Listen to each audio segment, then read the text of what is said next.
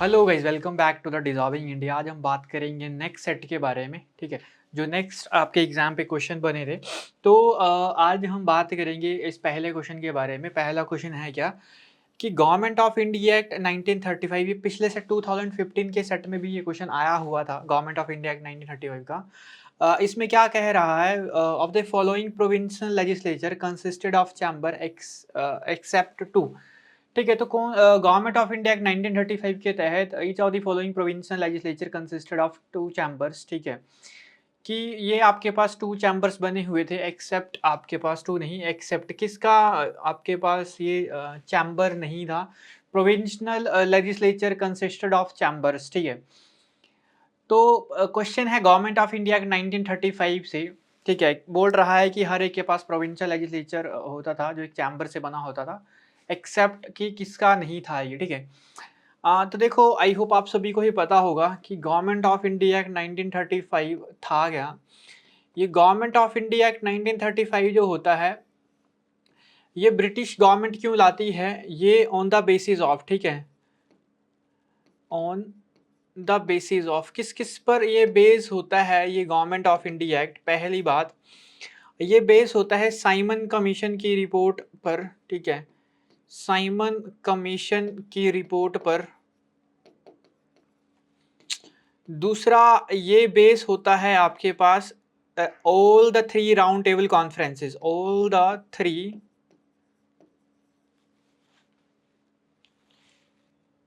All the three round table conferences, ठीक है?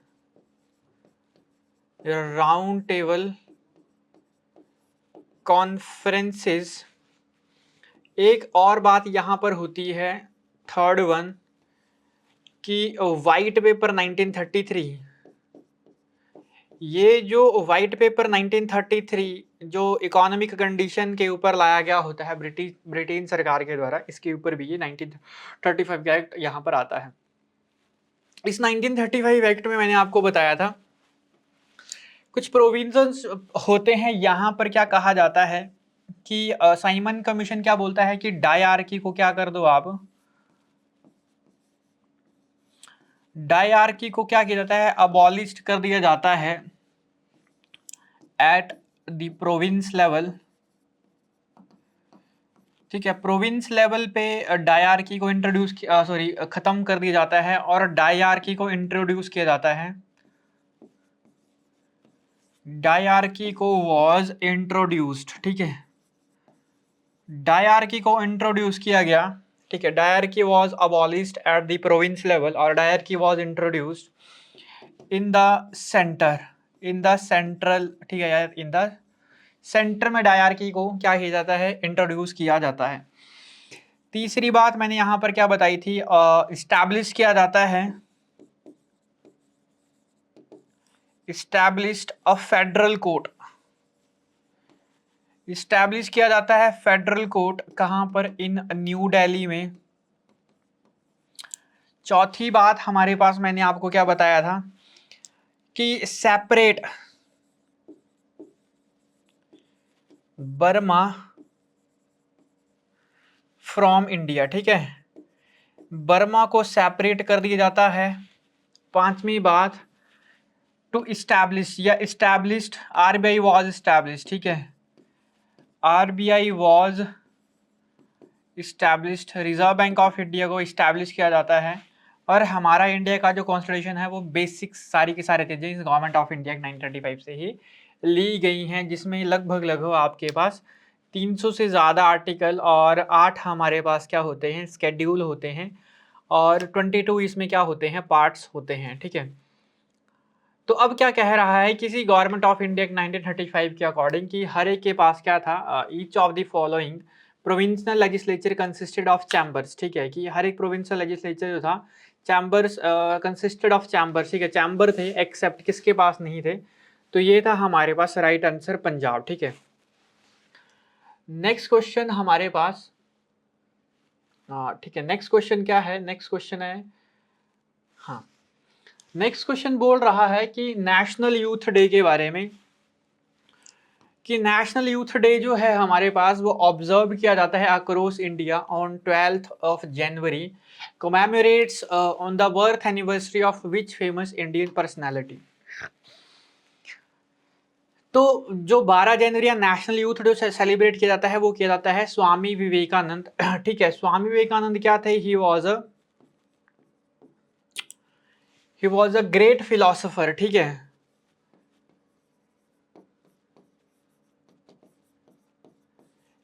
एक क्या थे ये? ग्रेट फिलोसोफर थे स्वामी विवेकानंद। क्यों फेमस हुए? सबसे पहले ये फेमस हुए 1893 1893। ही गेव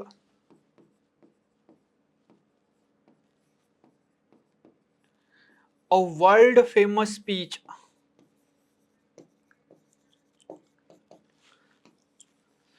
एक वर्ल्ड फेमस स्पीच देते हैं कहाँ पे? इन या एट वर्ल्ड पार्लियामेंट में इन शिकागो। ठीक है, शिकागो में इनकी क्या हुई थी? स्पीच फेमस हुई थी। और इन्होंने कब ये स्पीच दी थी? वर्ल्ड फेमस स्पीच ये देते हैं, he gave a world famous speech at world parliament in Chicago. Chicago में ये स्पीच देते हैं। अब उसके बाद दूसरा सबसे इंपॉर्टेंट काम स्वामी विवेकानंदा जी का 1897 का 1897 में ही established Ramakrishna Mission. Ramakrishna Mission की शुरुआत ये करते हैं और इन विच इसमें क्या करते हैं? इन विच ही टीच्ड हिज गुरु टीचिंग्स। ठीक है, हिज गुरु टीचिंग, अपने गुरु की टीचिंग है ना, परमहंस जी की टीचिंग को सिखाते हैं। और इनकी फिलॉसफी होती क्या है या इनकी टीचिंग होती क्या क्या है? योगा एंड वेदांता। ये योगा और वेदांता को क्या करते हैं? फेमस करते हैं अक्रॉस द वर्ल्ड। ठीक है, तीसरी बात ये क्या करते हैं? ही इंस्पायर्ड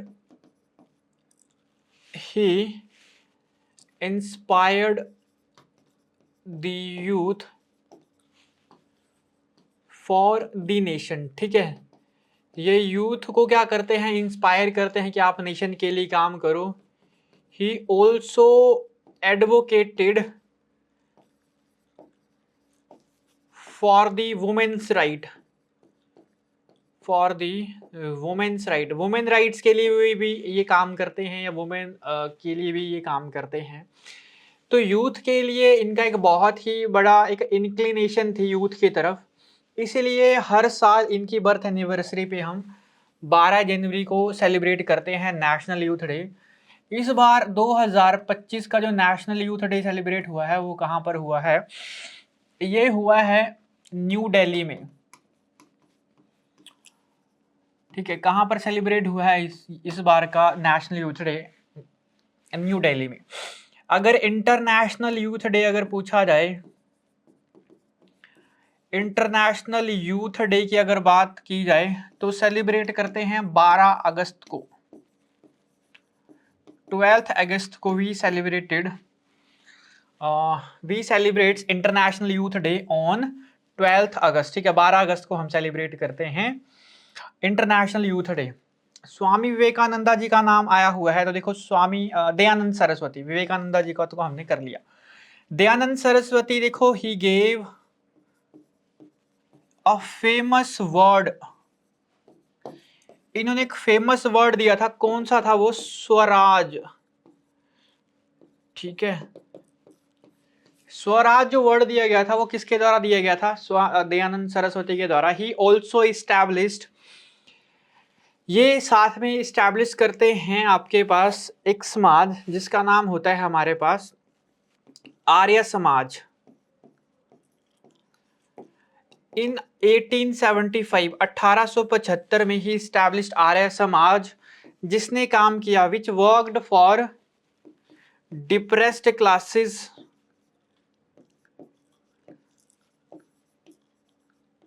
डिप्रेस्ड क्लासेस के लिए काम किया, वुमेन्स राइट्स के लिए इन्होंने काम किए, वुमेन्स के राइट्स के लिए इन्होंने काम किया, ठीक है। इन्होंने साथ में चाइल्ड मैरिज के अगेंस्ट किया काम किया। He also worked against the child marriage, ठीक है, चाइल्ड मैरिज के खिलाफ ये क्या करते हैं, काम करते हैं। अरविंदो घोष, ठीक है, ज्यादा नाम नहीं आता है। रविंद्रनाथ टैगोर का नाम देखो 2 बार फेमस हुआ था रविंद्रनाथ टैगोर का नाम। एक टाइम पे तो जब ये अपना एक टाइटल, ठीक है, रिनाउंस करते हैं आफ्टर दी, ठीक है, जो हमारे पास जलियांवाला बाग मैसेकर या during the non cooperation movement, ये सर का टाइटल क्या कर देते हैं, रिनाउंस कर देते हैं, छोड़ देते हैं, ठीक है। चलो नेक्स्ट बात करते हैं, the British inter industrial policy in India has been rightly called as the policy of, जब ब्रिटिश की जो इंडस्ट्रियल पॉलिसी थी, हम इसको किस नाम से जान सकते हैं, तो ब्रिटिश की जो इंडस्ट्री पॉलिसी थी in India has been rightly called as a policy of, तो इसको हम कह सकते हैं डी इंडस्ट्रियलाइजेशन, क्योंकि इन्होंने इंडिया की पूरी इंडस्ट्री को क्या कर दिया था, खत्म कर दिया था, इंडिजीनियस इंडस्ट्री को इन्होंने डिस्ट्रॉय कर दिया था। पहले फ्रीडम फाइटर कौन थे जिन्होंने नॉन कोऑपरेशन और स्वदेशी, तो सभी को ही पता है कि नॉन कोऑपरेशन रहता है महात्मा गांधी जी का। 2 अक्टूबर से बात करने की अगर बात की जाए तो फिर 1888 से लेकर 1891 में किस तरीके से ये लंदन जाते हैं, 1893 में दाद अब्दुल्ला की साउथ अफ्रीका जाते हैं, ठीक है, 88 में जब वापिस आए थे, 1893 1880 में जब लंदन गए पढ़ाई करने के लिए, 1888 में वापस आ गए, 1893 में फिर साउथ अफ्रीका गए, 1894 में नटाल इंडियन कांग्रेस, ठीक है, बहुत ज़्यादा चीज़ें हैं। 1906 में पहली बार महात्मा गांधी जी, गोपाल कृष्ण गोखले, आई होप सभी को ही पता होगा कि गोपाल कृष्ण गोखले क्यों फेमस हुए थे। एक तो पॉलिटिकल गुरु माने जाते हैं महात्मा गांधी जी के। एक 1905 का जब सेशन होता है बनारस सेशन आईएनसी का, जिसमें स्वदेशी यहाँ पर बोला जाता है कि आईएनसी अडॉप्ट करती है स्वदेशी के कॉन्सेप्ट को, ठीक है, और बॉयकॉट करती है फॉरेन गुड्स को। तो गोपाल कृष्ण गोखले ने बहुत ही इंपॉर्टेंट रोल यहाँ पर निभाया हुआ है 1905 के बनारस सेशन में। बाल गंगाधर तिलक बहुत ही इंपॉर्टेंट, ठीक है, सबसे पहले ये एक्टिवली पार्टिसिपेट करते हैं पहले नॉन इसमें, ठीक है, बाल गंगाधर तिलक काम करते हैं बंगाल पार्टीशन में, ठीक है, बंगाल पार्टीशन में इनको जेल होती है 1908 में। 1914 में ये छूटते हैं during the first world war, actively demand करते हैं स्वराज की।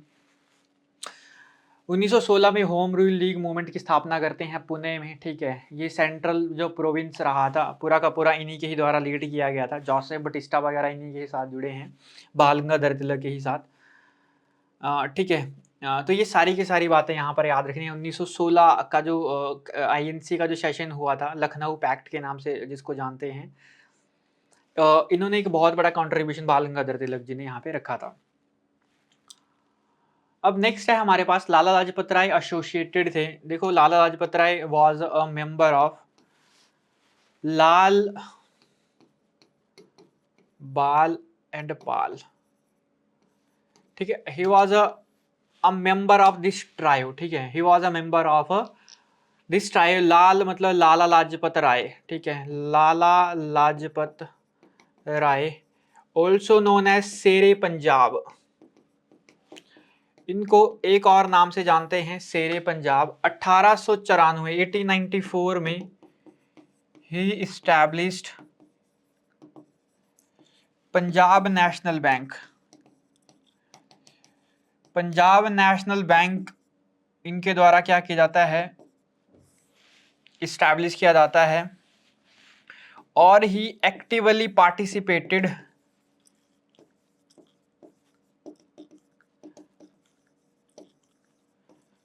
Against the Simon Commission. Simon Commission के अगेंस्ट ये एक्टिवली पार्टिसिपेटेड करते हैं, कहाँ पे, इन लाहौर में, और यहीं पर ही इनकी क्या होती है, डेथ होती है, ठीक है।